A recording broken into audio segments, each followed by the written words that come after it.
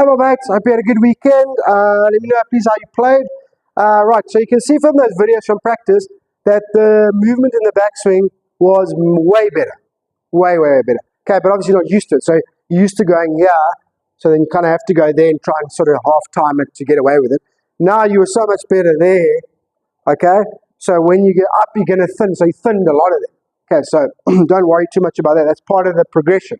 We have to get rid of the root cause first. Okay, so all okay with that.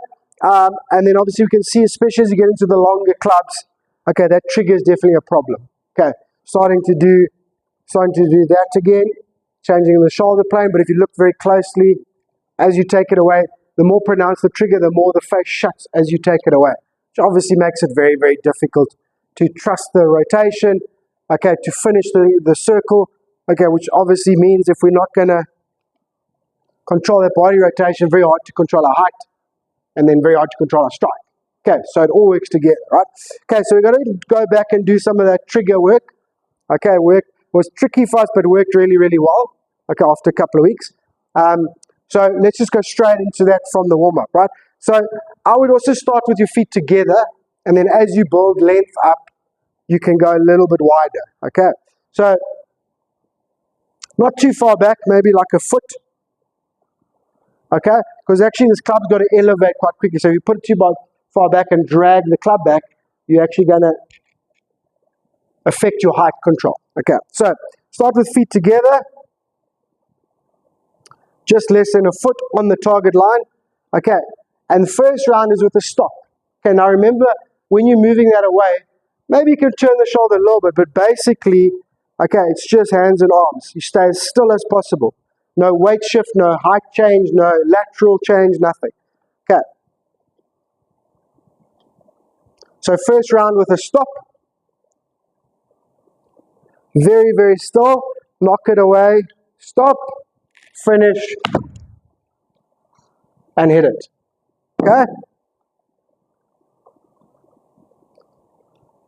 Sort of 4 or 5 of those.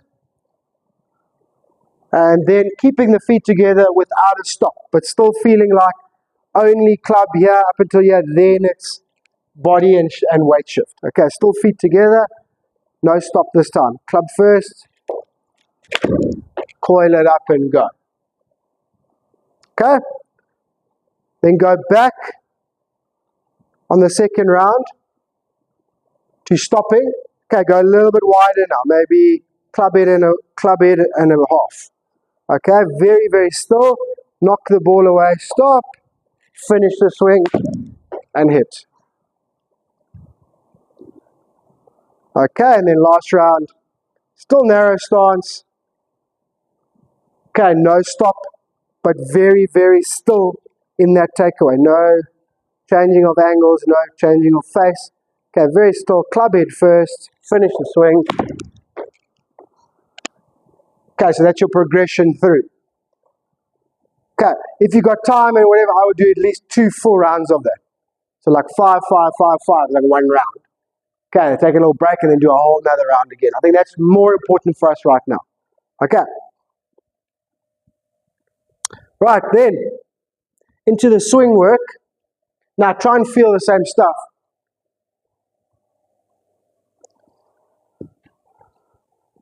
But for now, I want to use 2 towels. Okay, now the first towel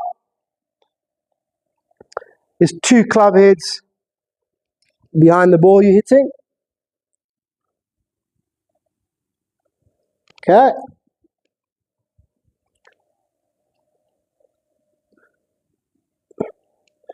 And then that towel can be just about a foot in front. All right?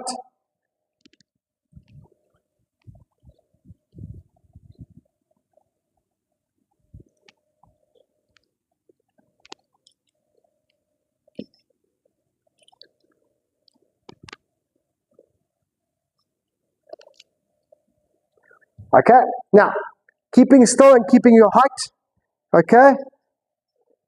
We'll take a practice swing first, and what we want to do is take a nice divot. So, take a divot, okay, but it must be a nice brush divot. It's not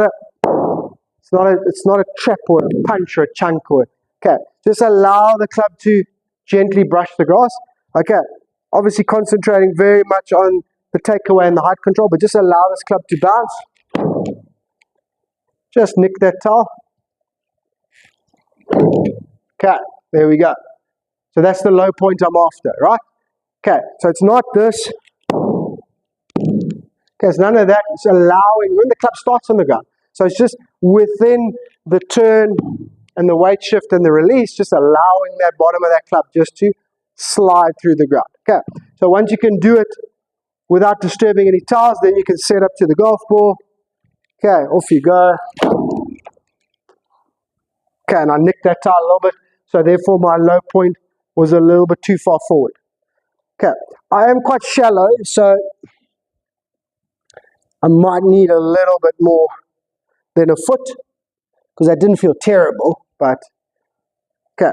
The more important one is obviously that it doesn't hit this one, and that when the practice swing you can miss both. That's kind of the more important. Okay, but let's sneak that ball forward and just see if I can hit a better one. There we go. Okay, so that's definitely a little bit of a better one. Okay, and you can work through like that. Alright, then it's going to be a little bit frustrating, but once you've done that, okay, then you can start hitting some balls. You can focus on the height control, but what I want you to do is when you take a divot, so you hit one and you take a divot, okay, put the next ball, so if there's a divot here, right, obviously I can't take a divot in this man, if there's a divot here, then put your next ball, you're going to hit right on the back edge of the divot, so the divot would be here, okay, and then on your next shot, okay, try and get the divot to start in the same place. Alright, so as you work along the range, okay, you want all your divots to start in the same place. You don't want some starting there, some starting there, some starting there, some no divot. Okay, because then the low point and the strike's always going to be different. Okay, so get your divots all in a line and all with the same entry point. Okay, I mean, if you can, it's very hard. Okay, but do your best. Okay, right, so that's your little bit of work, a little bit of trigger, still our height control, and now starting to translate that into low point control. Okay, right, let me know how it goes, let me know if you need anything else, okay, and have a good week.